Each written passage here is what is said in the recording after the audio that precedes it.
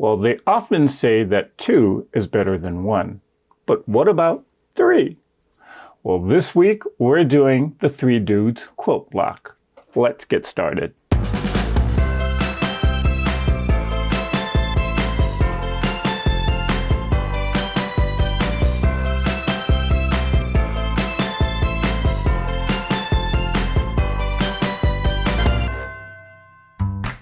So a few weeks ago, I did a live event where we created this block. Now this block is made from a strip set using 2.5-inch strips. Those strips were sewn together into a strip set, then subcut to 6.5-inch squares. Then we made half square triangles out of them. Then we kind of played around with the layout and created this block. But after that live event, I got to thinking, what other things can we do with strip sets? We've already done a few quilt blocks that use strip sets, such as the windmill or the end of day. But what more can we do? And that's when I got to thinking about an old quilt that I made years ago. And here it is behind me. This was a quilting tutorial made famous by Missouri Star Quilt Company. However, the actual idea for the quilt was originally from a company called 3 Dudes Quilting. Henceforth the name, the 3 Dudes Quilt Block. Now 3 Dudes Quilting had a retail location out in Mesa, Arizona, and well, sad to say that retail location has now closed its doors. But, yep, their block idea still lives on because of Missouri Star Quilt Company. And it's one of my favorite quilt blocks to make using strip sets. So let's make the 3 Dudes Quilt Block.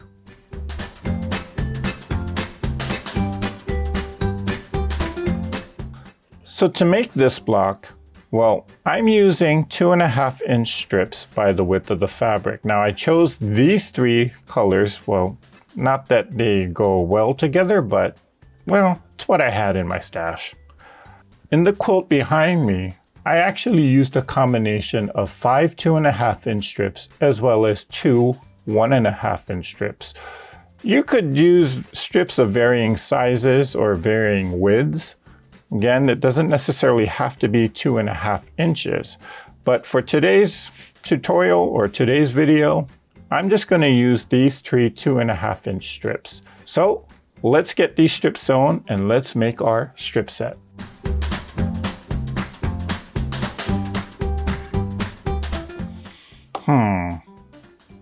Let's take a look at this for a second. Do I want this in the middle and the 2 browns on the outside, or do I want the brown? Let's see. Do I like that better? I think I'll go with this layout instead. Okay, let's get these sewn together.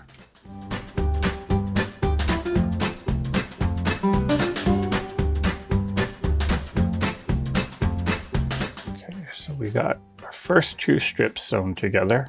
I'm just going to finger press it. Finger press the seam allowance for now, just by drawing my finger down, just kind of lightly pressing it, trying not to stretch it out, but kind of lightly pressing. Actually, I'll do it this way.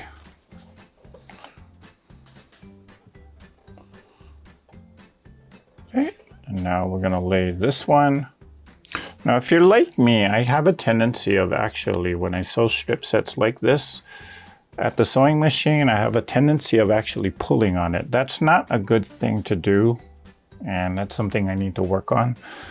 But the other thing that I do notice when I'm sewing strip sets, because I pull on it a lot, it has a tendency of creating what some people call the rainbow effect, where it kind of goes out like that.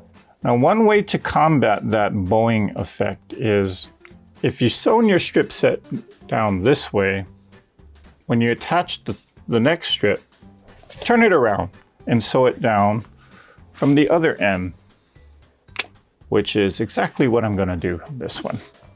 That tends to counterbalance the bowing effect and helps to kind of straighten it out. Now, some people don't have that problem, but I'm not one of those people.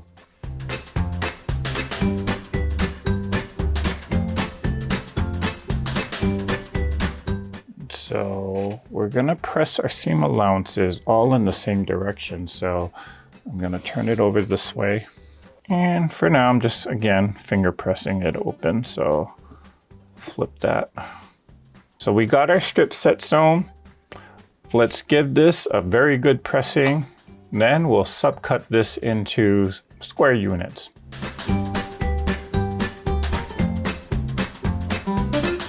So we have our strip set here all sewn and nicely pressed. Now I did press the seam allowances all, oops, that one flipped back, but I did press it all into one direction or the same direction. Now we're going to be subcutting this into square units. However wide your strip set is, that's how long you're going to subcut this to make a square unit. So this, because it was 2 or 3 2.5 inch squares, this should now be 6.5 inches wide. Yep, just about 6.5 inches. So we're going to be subcutting this into 6.5 inch lengths. And just so that I don't have to make multiple cuts here, I'm just going to fold it a number of times, and we'll grab the 6.5 inch ruler. Now, if you're not comfortable cutting in this manner, you could go ahead and just lay out your entire strip set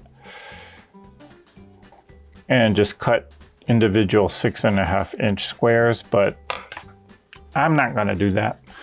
I'm actually just going to fold it over and then fold it over again.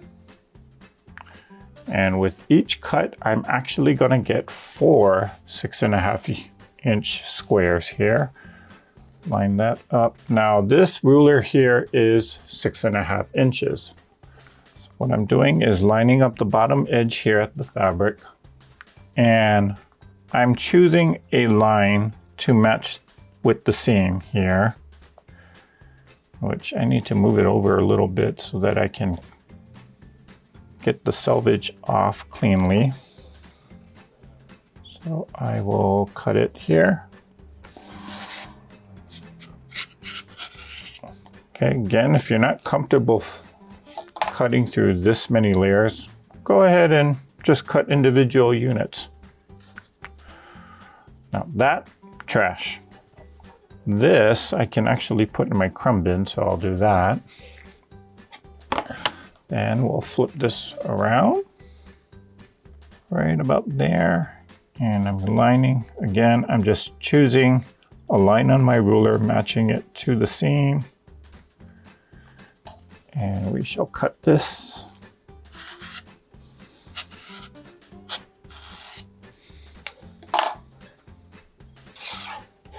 So there we have 4 of them,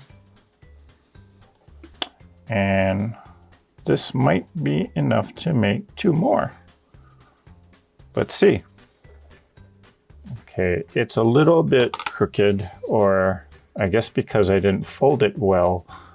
The edges here at the side don't exactly line up, but not a problem. All I need to do is just line it back up as best as I can. There we go. And I can trim this edge off. And then I can trim this edge off. Okay. Cutting, as you just saw me do, not a very good idea. So don't do that if you're a beginning quilter. In fact, don't even do that if you're an experienced quilter. I know some of us take shortcuts like that, but it's really not safe. Why did I just do it? I don't know. We got 1, 2, 3, 4, 5, 6 of these units. Okay. So, okay. So here is what, or here is how we put the block together. Now I'm going to take 2 of them. One of the units, I'm going to make it so that the strips are vertical here. I'm going to take the other. Okay, then I'm going to take a second unit here, And we're going to put it right sides together, but we're going to make it so that the strips now lie horizontal. Okay. Then we're going to sew 1/4 inch seam around all 4 sides. We're going to cut it diagonally to make half square triangles. So let's get that done.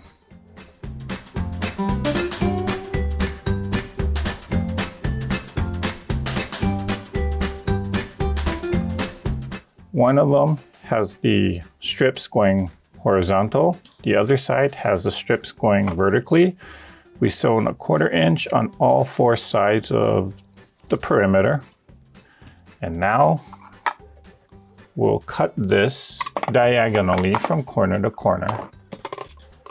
Okay, when you cut this diagonally, line up your ruler so that the ruler goes right there at the crosshairs where the 2 seams kind of meet. Okay, in fact, I should grab the small cutting board because we're going to be turning this. So if you have a rotating mat, this is a good time to use that. Or if not, just get a smaller cutting mat and you can use that to rotate it. If not, you can rotate it on your own. Just make sure that you line it up correctly or that you try not to shift the fabrics too much. And I'll rotate it this way. Same thing, we're going to cut it from corner to corner.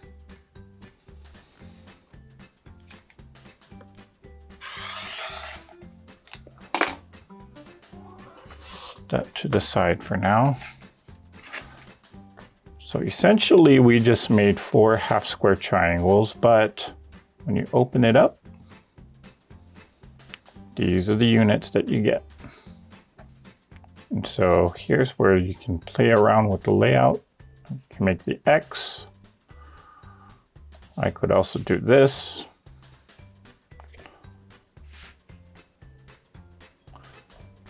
Yeah.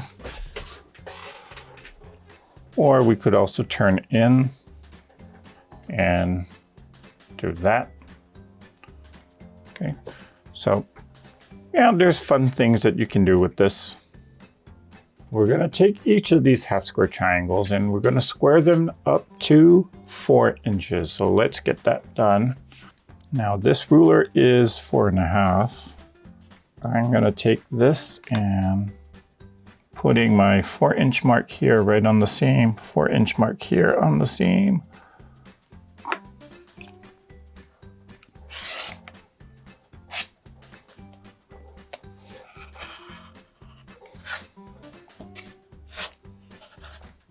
Whoops, okay, let's cut that a little better. Maybe it's time to change the rotary blade.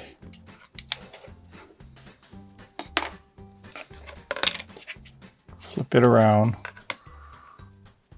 Then 4 inches. 4 inches here, 4 inches there at the bottom. I can cut the dog ears off. There and there.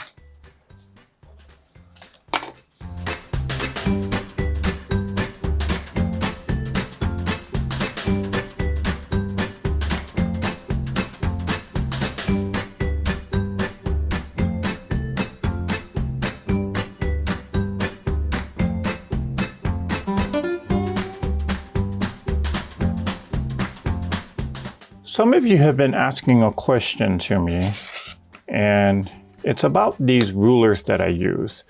So the rulers that you see me using, like these, as well as this one, these are the 2 more common ones that I commonly use. These are rulers done by a company called Creative Grids. Now, I carry these rulers in varying sizes, just depends on what I'm working on. Most of the time, if I'm cutting yardage, I do have a bigger ruler on my cutting table that is 24 inches by 8.5 inches. But I like the Creative Grids rulers because notice how skinny the lines are. And I do find for myself that when I have a ruler with thicker lines, it kind of distorts the size of the block a little bit when I cut it. And so, plus Creative Grids rulers have this texture right here in which it kind of grips the fabric so that when it won't slide as much. Now, I sort of find that, well, quilting rulers are kind of a personal preference in that people like different rulers for various reasons. So people or some subscribers have been asking me over the past couple weeks, well, what rulers do you recommend? And to that I say, well, you know, rulers are one of those things where it's really a matter of personal preference. When I first started quilting, you know, I was using actually Fisker's rulers. That served me for quite some time to just use those Fisker's rulers. As I became more and more experienced with quilting, I kind of found out what I liked and what I didn't like. And one of those things that I didn't like is that the rulers that have those really thick, solid lines, those are rulers that I just didn't like. To say that one ruler is the best ruler, well, that's a matter of opinion like anything else. And us quilters, yeah, we're full of our opinions. I mean, just look at the responses that we got when I asked the question, what iron do you use? And everybody had their own favorite iron. And for various reasons, they liked one iron as opposed to the other. Rulers are no different. So for me personally, I like the Creative Grids rulers. Oh, by the way, I should mention that this video is not sponsored by Creative Grids, so I'm not getting any money from them just to mention their rulers at all. But I wouldn't mind it. But for me, I like Creative Grids rulers. They are a bit more on the, shall I say, pricier side. But to me, it's money well spent because I can use them for a very long time. So it's kind of an investment. They're not so easily common, or they're not so commonly found, though. That's the other thing. You can buy them online, or you can go to like your local quilt shop. But I do know that a lot of big box craft stores do not carry Creative Grids rulers. And again, they have a good variety of sizes as well as even shapes. Creative Grid rulers, yeah, I like them. But find the ruler that you like. Let me pose this question to all of you out there. What rulers do you use and which ones do you like? And why do you like them? Put a comment down below. Let's share some information among each other, especially for the benefit of those beginning quilters that may not have any experience with quilting rulers or may not even know of the varying quilting rulers. Which ones do you use, or which ones are your favorites? Put a comment down below. Let everybody know. Is Creative Grids the best ruler? In my opinion, it's the best for me. So we got these blocks all nicely squared up here. I'm just finger pressing it for now to one side. The way I'm finger pressing this is, or the direction I'm finger pressing it to, is the side that has the strips going on the diagonal. Using this method to create squares like this, yeah, I mean, you can get, as you can kind of see, you can get some very interesting looking squares here. The one part I don't like about this particular unit is here. This edge is a biased edge, so it can stretch and distort very, very easily. So when you're handling blocks or these units, just be careful and be aware that this edge is going to stretch a lot. So first, let's get these units all pressed down and let's get this block sewn together.